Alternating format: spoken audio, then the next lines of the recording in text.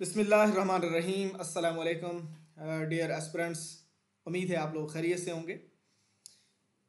आज हमने Punjab land revenue act इसको मुकम्मल तौर पर इसका ओवरव्यू देखना है और जो बुनियादी चैप्टर्स हैं एक दो पहले वो करेंगे। बेसिकली हमने रिवीजन करनी है क्योंकि ऑलरेडी लेक्चर्स कंप्लीट हो चुके थे, लेकिन रिवीजन हम इस लिहाज से करेंगे चूँकि हम कह रहे हैं कि जिस बंदे ने हमारे लेक्चर्स जो हैं वो कंप्लीट किए हैं उनके बाद पीडीएफ उसके बाद अपडेटेड मौजूद है। हमारी कम्युनिटी जो है वो उसने ज्वाइन की हुई है। जो फ्री मॉक्स हैं वो उसने ज्वाइन किए हुए हैं और एमसीक्यूज़ की बुक भी अगर उसके पास मौजूद है तो हम ये दावा कर रहे हैं अपने तरीक़ाकार की बुनियाद पर कि आप लोग इंशाल्लाह 80+ तक जाएंगे अगर आप हमारे साथ चलते रहेंगे। ठीक है, तो आज का ये लेक्चर एक्चुअल में 80+ सीकर्स जो हैं, यानी जो लोग 80+ लेना चाह रहे हैं उनके लिए उनकी बाकायदा रिक्वेस्ट के ऊपर इसको हम आज अपलोड कर रहे हैं।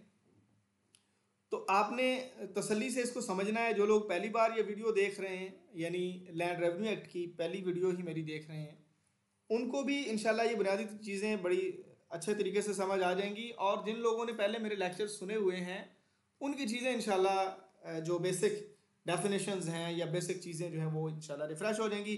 दो चीज़ें हमने करनी है। लैंड रेवेन्यू एक्ट को मुकम्मल तौर पर एक बार इसको रिवाइज करना है, मीन इसका रिव्यू देखना है कि इसके 15 चैप्टर्स में क्या क्या है। इसको मैं इन शॉर्ट करूँगा, उसके बाद हम बुनियादी चैप्टर्स तकरीबन 2 या 3 चैप्टर्स इंशाल्लाह इसके अंदर करेंगे। तो आगाज़ करते हैं।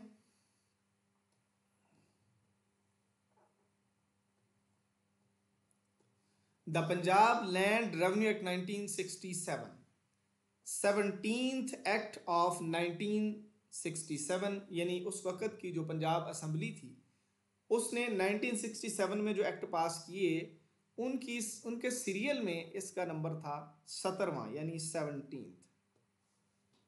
पहला चैप्टर है इसका प्रिलिमिनरी, उसके अंदर इसका टाइटल है, एक्सटेंट है, कमेंसमेंट यानी इसका स्टार्ट, इन्फोर्समेंट कब से स्टार्ट हुई, फिर किसी एरिया को एक्सक्लूड करना हो या कोई प्रोविज़न एक्सक्लूड करनी हो तो वो पावर्स किसके पास हैं। ठीक है, फिर कुछ डेफिनेशंस हैं।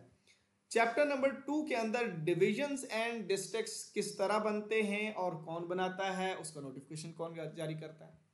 Chapter number 3 will tell you कि appointment and powers of revenue officers क्या हैं, कौन कौन सी क्लासेस हैं इनकी, कौन इनको अपॉइंट करता है, प्रोविंशियल लेवल पे कौन ऑफिसर होता है, उसके बाद डिवीजन लेवल पे, फिर डिस्ट्रिक्ट लेवल पे, फिर तहसील लेवल पे कौन कौन रेवेन्यू के ऑफिसर्स अपॉइंट किए जाते हैं। फिर इसका कंट्रोल समझाया गया है इसके अंदर कि कौन जो ऑफिसर किसका मातहत होगा और जो कंट्रोल है वो किस तरह से बोर्ड ऑफ रेवेन्यू रखेगा। ठीक है, उसके बाद पावर्स हैं कुछ रेवेन्यू ऑफिसर्स को दी हुई। नेक्स्ट चैप्टर हमारे पास प्रोसीजर ऑफ रेवेन्यू ऑफिसर है, तो इसके अंदर सबॉर्डिनेशन रूल समझाया गया है।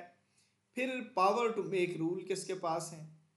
ठीक है, फिर किसी को रेवेन्यू ऑफिसर जब बुलाता है तो उसका क्या प्रोसीजर होता है, वो जो समन जारी करता है वो किस तरह का होता है, समन का पूरा प्रोसीजर है वो हमने समन डिलीवर कैसे करना है, यानी किसी बंदे को हमने बुलाना है रेवेन्यू ऑफिसर ने अपने ऑफिस, तो उसका क्या तरीकाकार है। ठीक है, फिर अगर कोई किसी को अरेस्ट करना है, आपको पता है रेवेन्यू ऑफिसर अरेस्ट भी कर सकता है किसी को, वो तरीकाकार यहाँ पे तय है, रिकवरी के मामलात में होता है।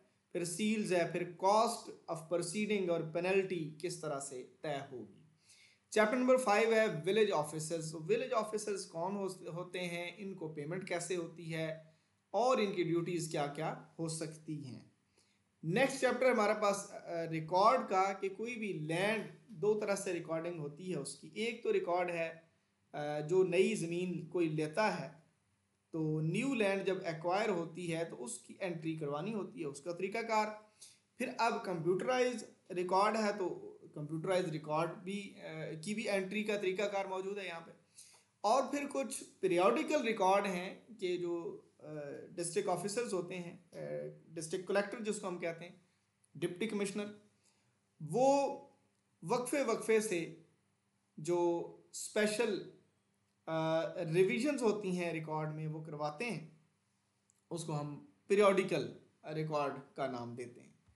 उसके बाद प्रोसेस क्या है, पूरा ये दिया हुआ है कि लैंड ऑनर्स ने जब ज़मीन ख़रीदनी है या उसको ज़मीन मिलनी है तो क्या तरीक़ाकार है, किसको अब उसने जाके रिपोर्ट करना है, इसके कोई स्टेप्स बताए गए हैं। ठीक है, फिर म्यूटेशन की फ़ीस, ये जिसको हम इंतकाल कहते हैं, ज़मीन एक से दूसरे के नाम हो रही है तो उसकी फ़ीस वगैरह ये सारा तय हुआ है।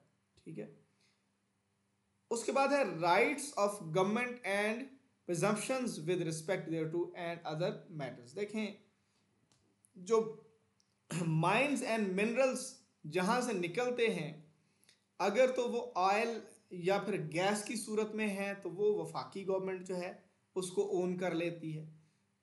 कोयला वगैरह या अदर साल्ट्स या इस किस्म की चीज़ें हैं तो उसको प्रोविंशियल गवर्नमेंट जो है वो ओन कर लेती है।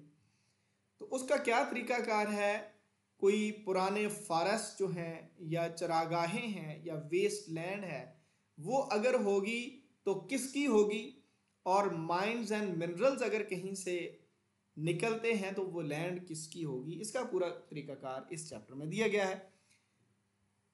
नेक्स्ट है चैप्टर नंबर 7, असेसमेंट क्या होती है। ज़मीन जब काश्त होती है तो उसके ऊपर टैक्स लगता है, उस टैक्स के ऊपर ही सारा ये एक्ट है। उसकी असेसमेंट जो रेवेन्यू ऑफिसर्स हैं वो एक प्रपोजल बना के बोर्ड ऑफ रेवेन्यू को भेजते हैं, बोर्ड ऑफ रेवेन्यू उसको पास करता है और फिर ये रेवेन्यू ऑफिसर जो हैं असेसमेंट का रिकॉर्ड मेंटेन करते हैं, उसके मुताबिक फिर टैक्स लेते हैं। ठीक है, तो इसमें एग्जाम्पशन भी कुछ एरियाज़ की होती हैं और क्या बुनियादें हैं, यानी बेसिस ऑफ असेसमेंट क्या है, फिर लिमिट ऑफ असेसमेंट क्या है, ये भी यहाँ पे बताई हुई। अब एक तो हो गई जनरल असेसमेंट जो 25 साल के लिए होती है, और एक स्पेशल असेसमेंट आगे आ जानी है। अगर कोई ज़मीन पहले बंजर थी अब आबाद हुई है, या कहीं पर फ्लड आ गया था अब दोबारा वो रिकवर हुई है, तो वहाँ पे असेसमेंट का रेट जो है या लैंड रेवेन्यू का रेट वेरी करता है, तो वहाँ पर फिर स्पेशल असेसमेंट लगाई जाती है। उसके बाद है collection of land revenue. Actual में यही चैप्टर है सबसे बड़ा, क्योंकि लैंड रेवेन्यू एक्ट है एग्रीकल्चर लैंड से रेवेन्यू यानी टैक्स इकट्ठा करने का टोटल ये एक्ट है। तो इसके अंदर हम देखते हैं कि एक तो यह है कि जो भी लैंड होगी जिसके ऊपर सरकार जो है वो टैक्स लगाएगी तो वो liability for payment of land होगी ऑनर के ऊपर। ठीक है, ऑनर आगे लैंड लॉर्ड के ज़रिए या जैसे भी मैनेज करता है वो बात की बात है, लेकिन रेवेन्यू उसका दिया जाएगा। ठीक है, उसके बाद यहाँ पे ना जो बंदा रेवेन्यू नहीं देता यानी टैक्स नहीं देता उसको हम कहते हैं डिफ़ाल्टर। अब डिफ़ाल्टर से रेवेन्यू ऑफिसर्स ने पैसे लेने हैं।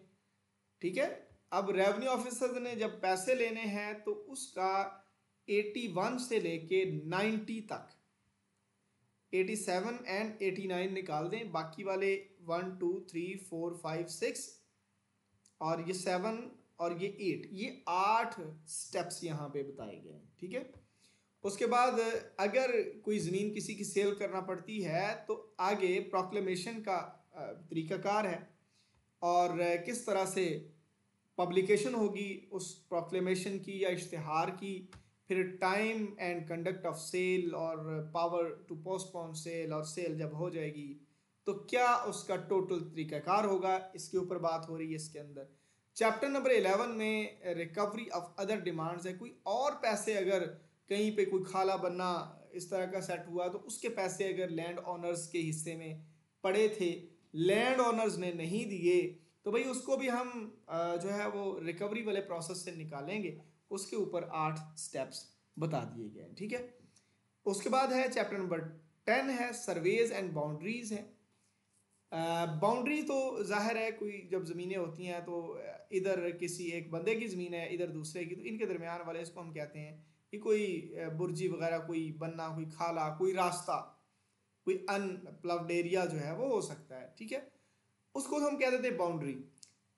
ठीक है, अब ये सर्वेज क्या है, एक तो ये हो गया ना, इसको हम कहते हैं बाउंड्री मार्क, यहाँ पे लगा दें। अब एक होता है सर्वे मार्क।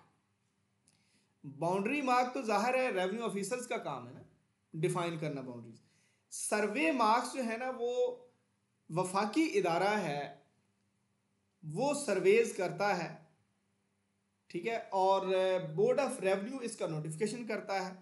कोई ख़ास एजेंसी अटैच करके प्रोफेशनल सर्वे करवाया जा सकता है। एक तो नॉर्मल सर्वे वो तो वफाकी गवर्नमेंट करती है। बड़ी बड़ी जो स्टेट्स होती हैं, बड़ी बड़ी जो जागीरें होती हैं, उनके दरमियान अगर कोई क्लैश आ जाता है तो उस डिस्प्यूट को ख़त्म करने के लिए दोबारा सर्वे किया जाता है, तो वो वफाकी हुकूमत करती है। अगर स्पेशल सर्वे करवाना पड़े तो बोर्ड ऑफ रेवेन्यू किसी ख़ास एजेंसी को या किसी ख़ास टीम को नोटिफाई करती है। तो ये वाला काम इसमें होगा, इस चैप्टर में। उसके बाद चैप्टर नंबर 11 है पार्टीशन। पार्टीशन का सारा प्रोसेस इसमें आएगा। उसके बाद है आर्बिट्रेशन, सालसी। कोई मामला रेवेन्यू ऑफिसर्स के ऑफिस में तय नहीं हो पा रहा तो रेवेन्यू ऑफिसर्स कहते हैं कि एक ए पार्टी है, दूसरी बी है, यहाँ से भी कुछ आर्बिट्रेटर्स आ जाएं और यहाँ से भी आ जाएं। एक आर्बिट्रेटर आरओ की तरफ से होगा तो टोटल 5 होंगे मैक्सिमम, या फिर तीनों तरफ से एक एक आएगा, एक पार्टी से एक, एक पार्टी से एक और एक रेवेन्यू ऑफिसर से। इस तरह फिर एक फैसला होता है, ठीक है। और उसको हम अवार्ड कहते हैं। उस अवार्ड को फिर रेवेन्यू ऑफिसर दोबारा से असेस करता है। अगर वो अवार्ड ठीक है कानून के मुताबिक तो उसके ऊपर फिर वो अपना फैसला जारी करता है। नेक्स्ट है हमारे पास appeal, review and revision. Appeal कहते हैं किसी भी फैसले के ऊपर एप्लीकेंट अपील करता है, एप्लीकेंट की तरफ से होती है, ठीक है। और रिव्यू की भी एप्लीकेशन होती है। अगर कोई फैसला हो चुका है, किसी के साथ ज्यादती हुई है, उसको कोई नया डॉक्यूमेंट मिल गया है तो वो उस डॉक्यूमेंट के बिहाफ पे एप्लीकेशन देता है कि फैसले को तब्दील किया जाए, ठीक है। और फैसले की रिवीजन जो है ये डिपार्टमेंट खुद करता है, ठीक है। और ये 90 डेज में BOR के पास पावर्स होती हैं किसी फैसले को रिवाइज करने की। और उसके बाद है कुछ रेवेन्यू के डिपॉजिट्स की बात हुई है। फिर orders of civil and criminal courts, तो इनकी क्या क्या पावर्स हैं उस लिहाज से। रेवेन्यू ऑफिसर्स की जो एक्सक्लूसिव पावर्स हैं उनकी बात हुई है, और सिविल कोर्ट्स की जो एक्सक्लूसिव पावर्स हैं उनकी बात हुई है। फिर कुछ जनरल यहाँ पे प्रोसीजर्स हैं, और फिर मिसलेनियस है एंड के ऊपर, ठीक है। तो ये है टोटल रेवेन्यू एक्ट 1967। अब हम इसके बुनियादी 2-3 चैप्टर्स को देखते हैं। The Punjab land revenue act 1967, ये बात हो चुकी कि ये 17th एक्ट है। यहाँ पे लिखा हुआ है 7 दिसंबर। अब मैं आपको बता दूं कि ये पास कब हुआ असम्बली से, फिर गवर्नर ने इसको अप्रूव कब किया, फिर ये पब्लिश कब हुआ, ठीक है, फिर एनफोर्स कब हुआ। तो ये चारों डेट्स मुख्तलिफ हैं, मैं आपको अभी समझा देता हूँ। आपने इस कॉपी के यहाँ पे आ जाना है। तो ये जो उस वक़्त की प्रोविंशियल असम्बली थी 4 नवंबर 1967 को वो पास करती है। उस वक़्त के गवर्नर साहब जो हैं वो 29 नवंबर 1967 को अप्रूव कर देते हैं, और उसी साल 7 दिसंबर को ये पब्लिश हो जाता है गवर्नमेंट के गजट के अंदर, ठीक है, ये पब्लिश। और इसको इन्फोर्स किया जाता है 1 जनवरी 1968 को। ये 4 डेट्स हैं, याद रखनी है, पेपर में आ सकती हैं, ठीक है। तो ये एक्ट किस लिए था? To consolidate and amend the law relating to land revenue in the province of the Punjab, ठीक है। ये वो एक्ट है, इस सिलसिले में बनाया गया। तो इसके अंदर क्या क्या आता है? इसके अंदर ये है relating to the making and maintenance of records of right, assessment, collection of land revenue, appointment and function of revenue officers and other matters connected with the land revenue administration in the province of Punjab. ये सारे काम जो हैं वो इसी act के अंदर होंगे, ठीक है। तो शॉर्ट टाइटल, अभी हमने शॉर्ट टाइटल इसका देख लिया, the Punjab land revenue act 1967। तो इसका एरिया कौन सा है? The whole Punjab except tribal areas. हमारे पास कुछ ट्राइबल एरियाज हैं, उनको छोड़कर वो पंजाब सारे के ऊपर ये लागू होता है। और ये यहाँ पे ये इसकी नोटिफिकेशन की जो इन्फोर्समेंट है ये हमने अभी किया है कि ये 1968 को इन्फोर्स किया जाता है।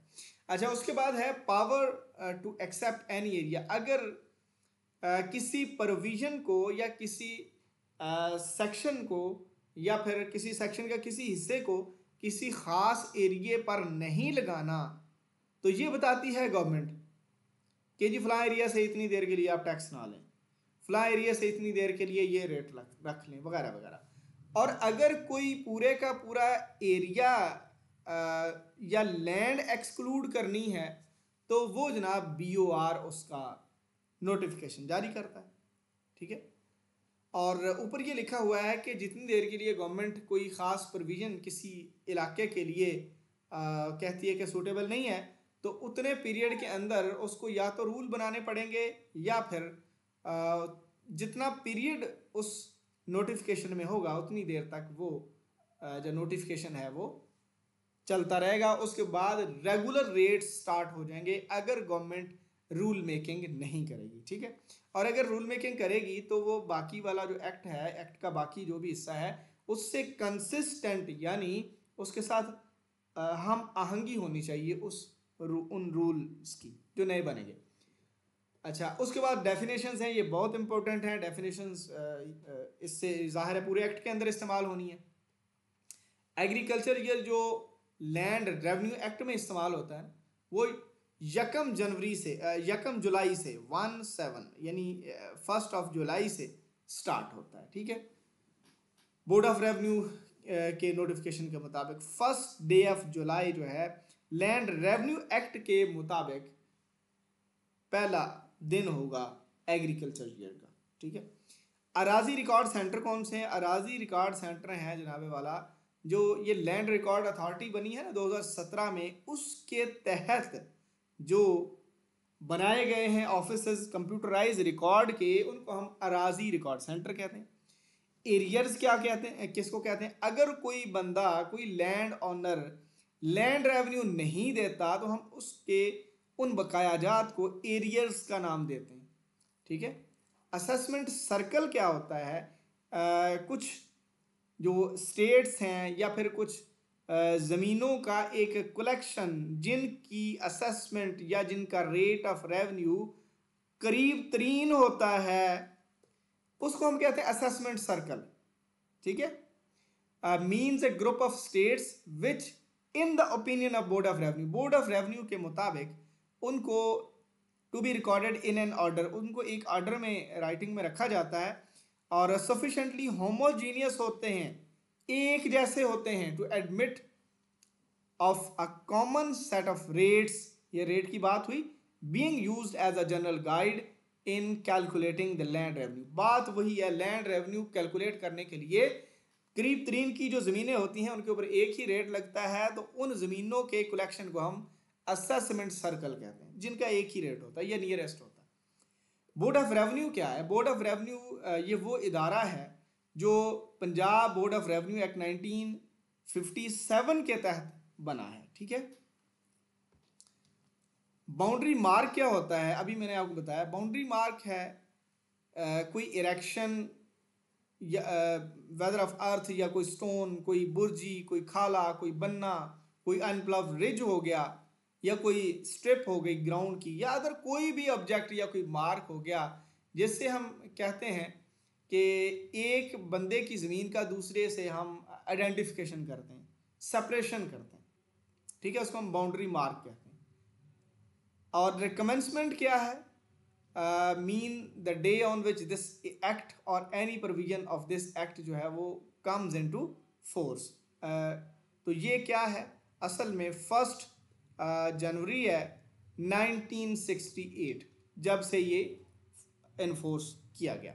डिफ़ाल्टर कौन होता है? अभी हमने ना यहाँ पे एरियर की बात पढ़ी है। एरियर्स बकाया जात, जो बंदा लैंड रेवेन्यू नहीं देता, वो जो बकाया जात होते हैं उनको एरियर्स कहते हैं, और जो नहीं देता उसको हम डिफ़ाल्टर कहते हैं। उसके बाद है एनकम्बरेंस। क्या होती है? एनकम्बरेंस कहते हैं, एनकम्बरेंस होती है किसी ज़मीन के ऊपर कोई लोन वगैरह लिया हुआ है या उस ज़मीन के ऊपर कोई लीज है, किसी भी किस्म का बोझ, किसी भी किस्म की लायबिलिटी जो ज़मीन के ऊपर होती है हम उसको कहते हैं एनकम्बरेंस। ठीक है, उसके बाद है स्टेट। स्टेट ये भी ग्रुप ऑफ लैंड ही है या किसी खास कता को कहते हैं। इसके लिए 3 शराइत हैं। स्टेट कहते हैं ऐसे एरिए को जिसके लिए सेपरेट रिकॉर्ड मेंटेन किया गया हो, उसको सेपरेटली असेस किया जा रहा हो और बोर्ड ऑफ रेवेन्यू ने उसको सेपरेट स्टेट डिक्लेयर किया हो। 3 शराइत हैं किसी एरिए का स्टेट डिक्लेयर होने के लिए, ये तीनों लिखी हुई हैं। उसके बाद होल्डिंग क्या होती है? होल्डिंग कहते हैं ये जो शेयर या पोर्शन होता है इस स्टेट का, यानी लैंड समझ लें, जो एक या एक से ज़ायद जो लैंड ऑनर्स होते हैं उनकी मलकियत होता है, यानी ज़मीन को हम होल्डिंग कहते हैं। इरिगेटेड लैंड क्या होती है? वो वाली ज़मीन जो आर्टिफिशियल तरीक़ाकार से tube well, canal, well, lift, spring या इस किस्म का कोई और तरीक़ाकार जो वाली ज़मीनें काश्त की जाती हैं उनको हम इरिगेटेड लैंड्स कहते हैं। कानून को क्या होता है? ये पटवारी साहब से ऊपर एक ऑफिसर हैं, उनको सुपरवाइजिंग टप्पेदार कहते हैं। कानून गो है दरअसल ये लीगल ऑफिसर समझ लें। उसके बाद है लैंड लॉर्ड कौन होता है, फिर लैंड ऑनर कौन होता है। तो यहाँ पे मैं टेनेंट भी इसके अंदर ही आपको समझा दूंगा। ठीक है, जिस बंदे की मलकियत है ज़मीन, जिसने खरीदी है, जिसको अलाट हुई है मलकियत में, ठीक है, उसको हम कहते हैं लैंड ऑनर, जो मालिक है। लैंड ऑनर के पास बहुत ज़्यादा अगर ज़मीन है तो वो सुपरविजन के लिए किसी को वहाँ पे रखता है, उसको हम कहते हैं लैंड लॉर्ड, यानी एक मालिक। मालिक के बाद आता है सुपरवाइज़र।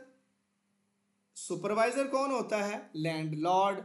और वहाँ पर जो काम करने वाले किसान हैं उनको हम कहते हैं टेनेंट। टेनेंट अभी इसके बाद आ जाएगा। ठीक है, यानी लैंड ऑनर हो गया मालिक, इसने जो सुपरवाइज़र वहाँ पे रखा हुआ है लैंड लॉर्ड, और लैंडलॉर्ड आगे टेनेंट्स को रख कर काम करवाता है। अब आपको एक और बात बता दूं, कुछ ज़मीनें सरकार की होती हैं। सरकार ने कुछ लोगों को किसी ख़ास बेनिफिट की बुनियाद पर ज़मीनें अलॉट की हुई होती हैं कि आप इनको काश्त करें। ठीक है, तो वहाँ पर सरकार ज़मीन की लैंड ऑनर होगी और लैंड लॉर्ड जो है वो उसका टेम्परेरी मालिक कहलाएगा। ठीक है, तो लैंड ऑनर की डेफिनेशन ये दी हुई है, लैंड लॉर्ड की ये आपने रीड कर लेनी है, बताया जैसे मैंने है वैसे ही होगा। लैंड रेवेन्यू क्या है? मीन्स के लैंड रेवेन्यू एक ऐसा टैक्स है जो एग्रीकल्चर लैंड के ऊपर लगाया जाता है। इसको रेवेन्यू ऑफिसर्स प्रॉपरली असेस करते हैं। ठीक है, ये वो वाली सारी बात लिखी हुई कि सरकार की तरफ से एग्रीकल्चरल लैंड के ऊपर जो टैक्स लगाया जाता है आफ्टर असेसमेंट, उसको हम लैंड रेवेन्यू कहते हैं। उसके बाद लीगल प्रैक्टिशनर कौन होता है? कोई भी वकील जो लीगल प्रैक्टिशनर्स एक्ट 1879 के तहत किसी भी ज़मीन का केस लड़ता है उसको हम क्या कहते हैं? Legal practitioner. अच्छा, नेक्स्ट है डेफिनेशन हमारे पास नेट एसेट्स की। जो ज़मीन काश्त हुई उसके ऊपर खर्चा कितना आया, ठीक है, और ऊपर जो उससे आमदन हुई है ना, आमदन अगर बिलफर्ज 10,000 है किसी एक कतई ज़मीन की, खर्चा उसके ऊपर 8,000 आ गया है, तो नेट जो प्रोड्यूस है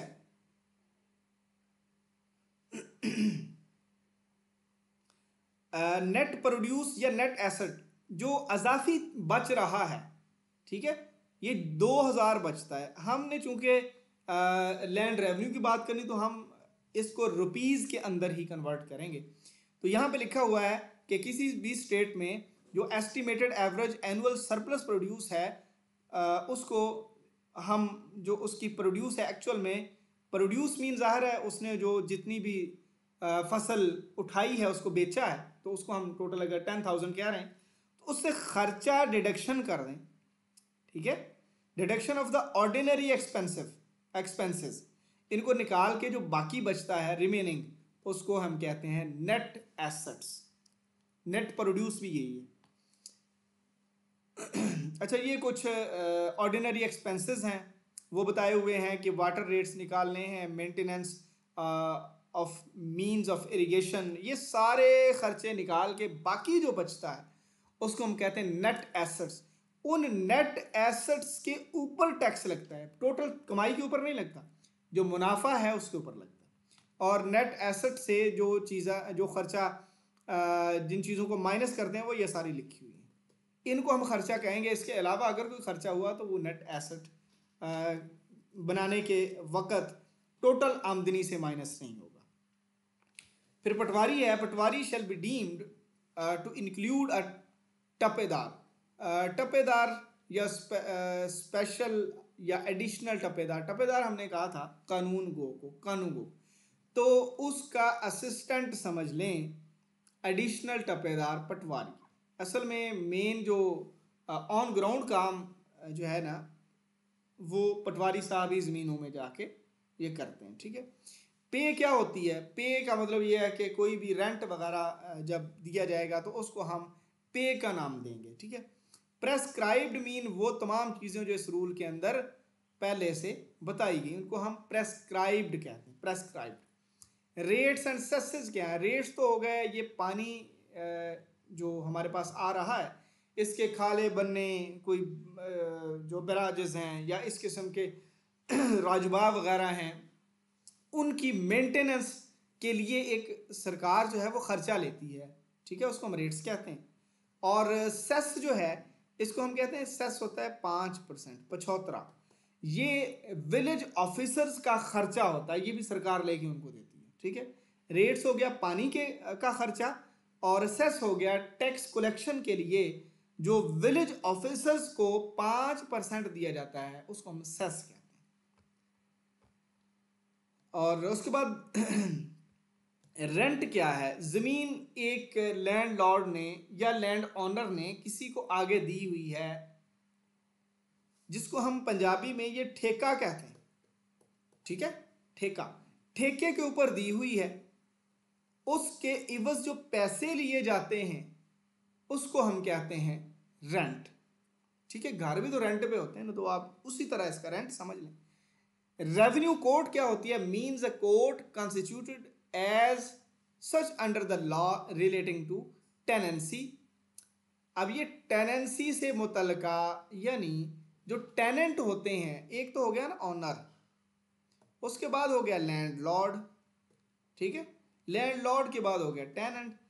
तो ये ज़मीन एक्चुअल में काश तो टेनेंट ने करनी है, तो टेनेंट तक लैंड को लेके आने के दरमियान वो जो प्रोसेस है या वो जो पोजीशन है, वो जो सिचुएशन है कि पार्सल ऑफ लैंड अटैच की जाती है किसी बंदे के नाम, उसको हम कहते हैं टेनेंसी। तो उस टेनेंसी से रिलेटेड जितने मैटर्स हैं उनके लिए जो कोर्ट बनाई जाती है उसको हम कहते हैं रेवेन्यू कोर्ट। और रेवेन्यू कोर्ट में रेवेन्यू के बाकी मैटर्स भी डिस्कस होते हैं। रेवेन्यू ऑफिसर कौन होता है? यही जिनको बोर्ड ऑफ रेवेन्यू ऑफिसर के तौर पे अपॉइंट करता है, ठीक है। इसकी क्लासेस भी जो है वो हम पढ़ेंगे। सर्वे मार्क, मैंने अभी बताया कि बाउंड्री मार्क तो एक बंदे की ज़मीन और दूसरे की ज़मीन को सेपरेट करने के लिए कोई दरमियान में खाला बनना जो होता है उसको हम बाउंड्री मार्क कहते हैं। सर्वे मार्क क्या होता है? Means any mark set up by the department of survey of Pakistan. ये पाकिस्तान फेडरल इदारा है, survey of Pakistan, department of survey of Pakistan, वो लगाता है बड़ी बड़ी ज़मीनों के ऊपर जो निशानात लगाए जाते हैं उनको हम सर्वे मार्क कहते हैं। तो सर्वे नंबर या फिर खसरा नंबर, ये किसी पोर्शन को जो नंबर अलाट किया जाता है उसकी इंडिकेशन के लिए उसको हम खसरा नंबर या सर्वे नंबर कहते हैं। इस सर्वे नंबर से एग्रीकल्चरल लैंड की शनाख्त का आगाज होता है, ठीक है। और टेनेंट, ये अभी मैंने आपको बता दिया कि tenant means a person who holds the land under another person, यानी लैंडलॉर्ड के अंडर इसने काम करना है। And is or but for a special contract, कोई भी कॉन्ट्रैक्ट हो सकता है, कोई उसके दरमियान एग्रीमेंट हो सकता है लैंडलॉर्ड एंड टेनेंट के दरमियान। अभी मैं लैंडलॉर्ड इसलिए कह रहा हूँ क्योंकि लैंडलॉर्ड यहाँ पे लैंड ऑनर की जगह पे काम कर रहा है।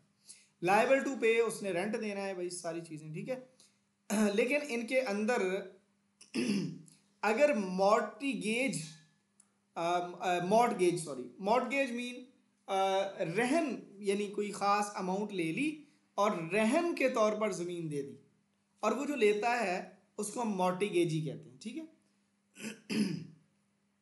तो मॉर्टिगेजी टेनेंट नहीं हो सकता क्योंकि वो तो स्पेशल जो है वो सिचुएशन में ले रहा है ज़मीन, या फिर कोई ऐसा बंदा जिसको ज़मीन होल्डिंग मुकम्मल तौर पर अलॉट हो चुकी है, ठीक है, ये ट्रांसफ़र हो चुकी है किसी और बंदे की ज़मीन रिकवरी के प्रोसेस के लिए। हमने रिकवरी का प्रोसेस पढ़ा है, तो उसके अंदर एक स्टेप है कि अगर ए पर्सन लैंड रेवेन्यू नहीं देता तो हम इसकी ज़मीन उठा के बी पर्सन को ट्रांसफ़र कर देते हैं, तो ये जो बी पर्सन होगा ये टेनेंट में नहीं आएगा। और अगर किसी ने रहन पर ज़मीन ली हुई है वो भी टेनेंट में नहीं आएगा, और अगर किसी ने गवर्नमेंट से डायरेक्ट लीज पर ले ली है वो भी टेनेंट में नहीं आएगा। ये वाले लोग जो है ना, ये मॉर्टिगेज प्रोसेस जो है, एक ख़ास रकम देकर ज़मीन ले ली और जब रकम वापस हुई तो ज़मीन वापस कर दी, ठीक है। ये रहन पे इस तरह होता है। ये वाला बंदा और जिसको ट्रांसफ़र हुई है आर्जी तौर पर ज़मीन लैंड रेवेन्यू की रिकवरी के प्रोसेस में, वो और जिसको सरकार ने लीज पर ज़मीन दे दी है, ठीक है।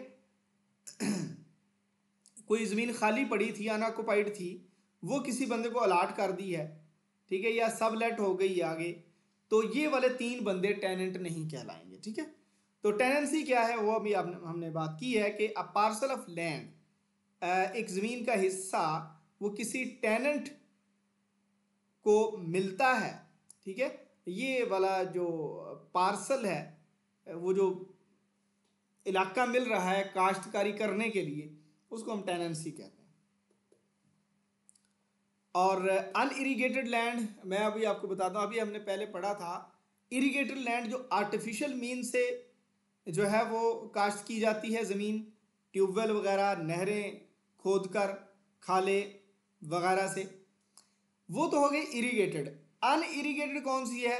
जो बारानी है। बारानी मीन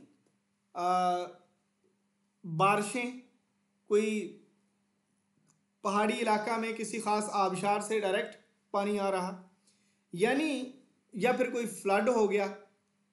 इस किस्म की जो अनकल्टिवेटेड लैंड होती हैं इनको हम अनइरीगेटेड कहते हैं।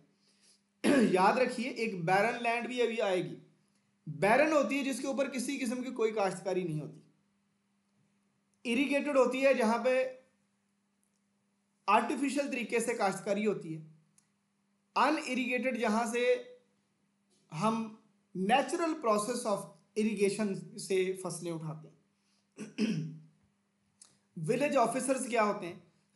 विलेज ऑफिसर्स हैं कि ये जो पटवारी और कानूगो और इनके साथ नंबरदार और फिर ये कुछ नाम लिखे हुए हैं, टपेदार, पीएन, जरबाब, रईस, हेडमैन, ये सारे लोग जो हैं इनको हम विलेज ऑफिसर्स कह सकते हैं, ठीक है।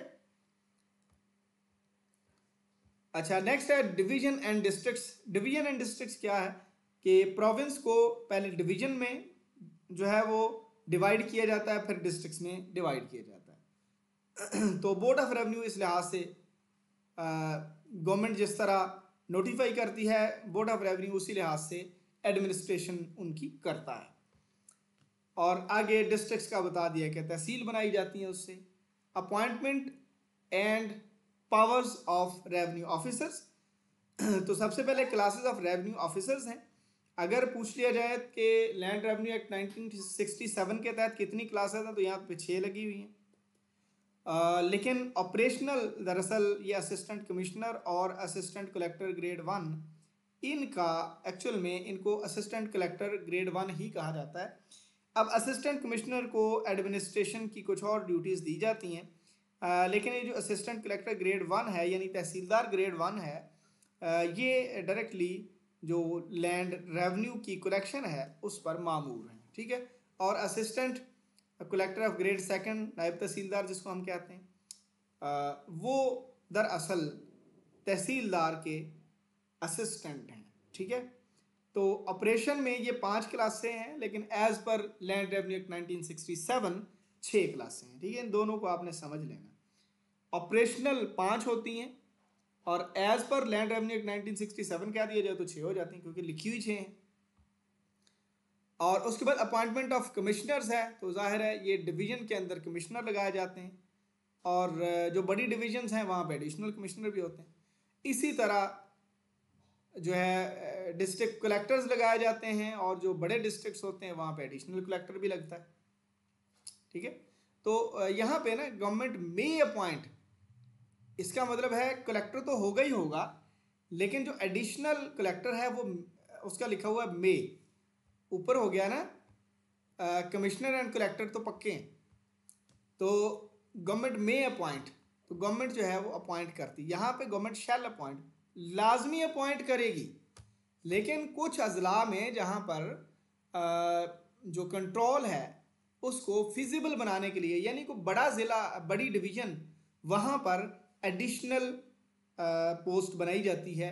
डिवीज़न में एक एडिशनल कमिश्नर की और डिस्ट्रिक्ट में एडिशनल कलेक्टर की। तो ये यहाँ पे वर्ड लिखा हुआ मे, यानी यहाँ पे लगाया भी जा सकता है, नहीं भी लगाया जा सकता, तरीकाकार और वहाँ के कंट्रोल को देखकर, ठीक है। लेकिन ऊपर जो कलेक्टर और डिवीजन में commissioner shall appoint, government shall appoint, government लाजमी अपॉइंट करेगी। याद रखिए ये सारी अपॉइंटमेंट्स गवर्नमेंट करती है, बोर्ड ऑफ रेवेन्यू नहीं करता, ठीक है। अच्छा, उसके बाद असिस्टेंट कमिश्नर तहसील में है, ठीक है, assistant commissioners and assistant collectors. तो government may appoint in a district as many as, जितने वो असिस्टेंट कमिश्नर्स, ठीक है। डिस्ट्रिक्ट में ज़ाहिर है तहसील के लिहाज से लगने ना, तो असिस्टेंट कलेक्टर भी उसी हिसाब से। तो गवर्नमेंट में place the revenue administration of a sub division in the charge of assistant. देखें मैंने पहले कहा था कि ऑपरेशनली ये मे अपॉइंट है, तो टोटल जो ओवरऑल एडमिनिस्ट्रेशन है वो असिस्टेंट कमिश्नर को दी जा रही है, यानी दी जा सकती है, शैल नहीं है यहाँ पे, ठीक है। यहाँ पे असिस्टेंट कलेक्टर जो तहसीलदार हैं वो तो पक्का तहसील का रेवेन्यू जो कलेक्शन या रेवेन्यू के सारे मैटर्स उन्होंने देखने ना, लेकिन गवर्नमेंट जो है वो ऐड कर सकती है किसको, असिस्टेंट कमिश्नर को ओवरऑल एडमिनिस्ट्रेशन के ऊपर, तहसीलदार से ऊपर लगा सकती है, ठीक है। इसलिए फिर यहाँ पर एक 6 नंबर पे क्लास ऐड हुई है, अदरवाइज जो डिस्ट्रिक्ट कलेक्टर थे उनके बाद डायरेक्ट तहसीलदार ही थे। अब तहसीलदार कौन होता है? ये चीफ ऑफिसर होता है जिसको लैंड रेवेन्यू एडमिनिस्ट्रेशन सारी की सारी, देखें ये मैंने अपनी बुक में एक क्वेश्चन भी बनाया हुआ है कि ओवरऑल जो एडमिनिस्ट्रेशन है वो असिस्टेंट कमिश्नर करता है, लेकिन लैंड रेवेन्यू की लोकल एडमिनिस्ट्रेशन का जो चीफ होता है वो तहसीलदार होता है, ठीक है। और उसके बाद certain appointments to be notified, जो भी होनी है तो ज़ाहिर सी बात है नोटिफिकेशन के थ्रू होंगी। एडमिनिस्ट्रेटिव कंट्रोल, एडमिनिस्ट्रेटिव कंट्रोल का देख लें कि सबसे पहले बोर्ड ऑफ रेवेन्यू आता है, ठीक है। बोर्ड ऑफ रेवेन्यू से नीचे डिवीजन में कमिश्नर आता है, ठीक है। तो कमिश्नर के बाद डिस्ट्रिक्ट लेवल पे कलेक्टर है, ठीक है। तो कलेक्टर के बाद तहसील लेवल पे असिस्टेंट कमिश्नर, ठीक है, और असिस्टेंट कलेक्टर। तो ये समटाइम एक ही पोस्ट के ऊपर दोनों जो पावर्स हैं वो चल रही होती हैं, और इनसे नीचे है तहसीलदार, ठीक है, तहसीलदार, उससे नीचे नायब तहसीलदार, कानून वो पटवारी वगैरह। और power to distribute business and withdraw and transfer cases, किसी केस को की ओवरऑल जो पावर्स हैं उसको डिस्ट्रीब्यूट करने की, कौन सा केस किसको लगाना है, किसको विदड्रॉ करना है, किसको ट्रांसफ़र करना है, वो सारे का सारा कंट्रोल जो है एक्चुअल में ये बोर्ड ऑफ रेवेन्यू के पास होता है, ठीक है। The power exercisable by the board of revenue under subsection 1, यहाँ पर may by like order and in like manner be exercised by a commissioner. ज़ाहिर है वो जो बोर्ड ऑफ रेवेन्यू करेगा वो उसका कोई ऑफिसर ही करेगा ना, ठीक है। तो यहाँ पे लिखा हुआ है कि कमिश्नर साहब उसको एक्सरसाइज कर सकते हैं उस पावर को। Where a case is withdrawn by the Board of Revenue under subsection 1, ये विदड्रॉ करने, the board of revenue may dispose of it itself, खुद भी उसको डिस्पोज ऑफ कर सकता है अब रिटर्न ऑर्डर से, या फिर किसी अपने अफसर को रेफर कर सकता है भी इस केस को निपटाया जाए। वो कोई कमिश्नर हो सकता है, वो कोई कलेक्टर हो सकता है, या कोई और रेवेन्यू ऑफिसर हो सकता है। No order under this section shall empower any officer to exercise any power or deal with any business which he would not be competent. ऐसा मैटर किसी ऐसे बंदे को नहीं सौंपा जा सकता, या फिर कोई बंदा जिसको कोई मैटर सौंपा गया है वो अगर उस केस का डिसाइड करने की पावर नहीं रखता तो वो नहीं करेगा। देखें यहाँ पे ना कुछ 3 ग्रुप्स बने हुए हैं, group number 1, group number 2, group number 3। जो assistant collector grade 1 and above है उसकी क्लास 1 है।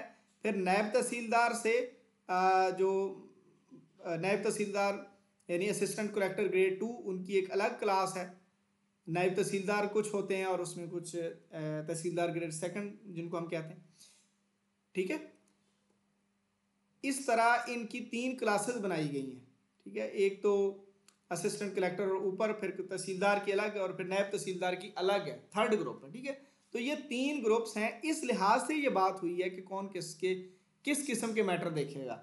तो ये जब क्लासें बनाई गई तो वहाँ पे ये भी बताया गया है कि असेसमेंट का काम कौन देख सकता है, म्यूटेशन का काम कौन देख सकता है, केस को जो है वो आगे रेफर कौन कर सकता है। इस तरह की सारी पावर जो हैं वो रेवेन्यू ऑफिसर की जो 3 ग्रुप्स बनाए गए हैं, ये ग्रुप्स दरअसल टेनेंसी एक्ट में हैं। दरअसल जब आप पढ़ेंगे ना तो वहाँ पे आइडिया हो जाएगा, तो वहाँ पे बताया गया है, तो वो आप देख सकते हैं वहाँ पे। फिर कॉम्बिनेशन ऑफ ऑफिस है, तो जो गवर्नमेंट है वो किसी भी ऑफिस को दूसरे ऑफिस के साथ अटैच कर सकती है, या एक ही पर्सन को 2 ऑफिस दे सकती है कि एक जगह पे बिठा दिया और दूसरे का एडिशनल चार्ज दे दिया। इसको हम कॉम्बिनेशन ऑफ ऑफिस कहते हैं। Conferment of powers of revenue officer, तो जाहिर है गवर्नमेंट में कर सकती है, किसी अफसर को कोई भी पावर देनी है तो वो दे सकती है किसी नोटिफिकेशन के तहत, और वो पावर फिर विदड्रॉ भी कर सकती है जाहिर। और नेक्स्ट है board of revenue may by notification confer on any person all और any of the powers of assistant collector under this act and may in like manner. Assistant collector की पावर जिसको देनी है बोर्ड ऑफ रेवेन्यू दे सकता है, और जिससे वापस लेनी है ले सकता है। और उसके बाद है कि जिस बंदे को वो पावर्स दी जाएंगी वो अपनी लोकल लिमिट्स में उस पावर को जो है वो एक्सरसाइज करेगा, ठीक है। ये स्पेशल पावर की बात हो रही है। Such person shall for all purposes connected with the exercise thereof be deemed to be a commissioner, collector और असिस्टेंट। जाहिर है अगर एक डिवीजन की तरफ से किसी को अपॉइंट किया गया है, बोर्ड ऑफ रेवेन्यू ने किसी बंदे को किसी कलेक्टर या डिवीजन में किसी कमिश्नर की ख़ास असाइनमेंट के साथ अटैच किया है, तो जाहिर है वो वाली जो पावर्स हैं वो उसी ऑफिस के रिलेटेड ही होंगी, ठीक है। और जितनी पावर्स उसको दी जाएंगी उसके मुताबिक ही वो काम करेगा। फंक्शंस ऑफ रेवेन्यू ऑफिसर्स हैं, तो except where the class of revenue officers by whom any function is to be performed is specified in this act. इस एक्ट में क्लास के लिहाज से जो भी काम परफॉर्म होता है द बोर्ड ऑफ रेवेन्यू में बाय नोटिफिकेशन डिटरमिन कर सकता है, ठीक है, कि कौन सा काम किस क्लास के अंडर होगा। यानी ग्रुप्स वगैरह या क्लासेस वगैरह या डिस्ट्रीब्यूशन ऑफ बिजनेस ही है, वो फंक्शंस ऑफ रेवेन्यू ऑफिसर्स के लिहाज से अगर तय किए जाएंगे या दोबारा तय किए जाएंगे या रिवाइज किए जाएंगे तो बोर्ड ऑफ रेवेन्यू करेगा। Retention of powers by revenue officers on transfer, जो यहाँ पे तहसीलदार था वो किसी और तहसीलदार में जाएगा जब तक उसको डिस्पोजल पे ना बुलाया जाए या किसी खास ड्यूटी पे ना लगाया जाए, उससे इख्तियारात वापस ना लिए जाएं, वो वहां पे जाके भी तहसीलदार ही होगा। इस पूरे का मतलब ये है। तो आज हमने कोशिश की है कि लैंड रेवेन्यू एक्ट 1967 को एक बार इसका ओवरव्यू पहले किया, फिर हमने पहले 3 चैप्टर्स रिवाइज किए हैं तो होपफुली आप लोगों को इससे फ़ायदा हुआ होगा। नेक्स्ट संडे 4 मई को हम एक मॉक लेने जा रहे हैं। आप लोगों ने लेक्चर्स को मुकम्मल कर लेना है। लैंड रेवेन्यू एक्ट 1967 के ऊपर शायद 15 लेक्चर्स हैं, उन 15 लेक्चर्स को कंप्लीट कर लेना है। आज का लेक्चर रिवीजन के तौर पे ले लें और इसके बाद सेकंड जो लेक्चर है उसको स्टार्ट कर सकते हैं आप।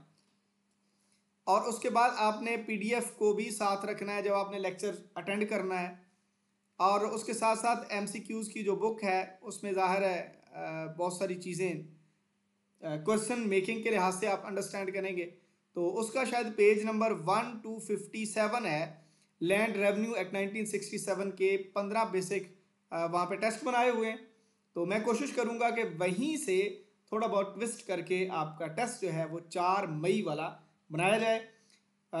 तकरीबन 4 वीक्स तक हम ये वाला सेशन जारी रखेंगे, जिनमें जो लोग हमारे चैनल के साथ कनेक्टेड थे और जिन लोगों ने हमारी बुक भी परचेज़ की हुई है उन लोगों को हमने एक सेपरेट ग्रुप में जो है वो ऐड किया है और उनको हम 1 मंथ इसी तरह सपोर्ट करेंगे। बहुत अच्छी तैयारी करनी है और वो वाला जो ख्वाब है 80+ वाला, ठीक है, वो आपने सच साबित करना है और अल्लाह ताला से दुआ भी करनी है। और तहसीलदार की सुना है कि नई सीटें भी आ रही हैं, तो वो भी होपफुली जल्द आपको खबर मिल जाएगी। तैयारी जारी रखें, इन सीटों में से अपनी सीट निकालें और अगर कहीं पे खुदा न खास्ता इन सीटों में आपकी सीट नहीं बनती तो अगली सीटों के लिए आप अभी से तैयार हो जाएं। अपने प्यारों का ख्याल रखें, हमें दुआ में याद रखें। अल्लाह ताला आपका हामी नासिर हो।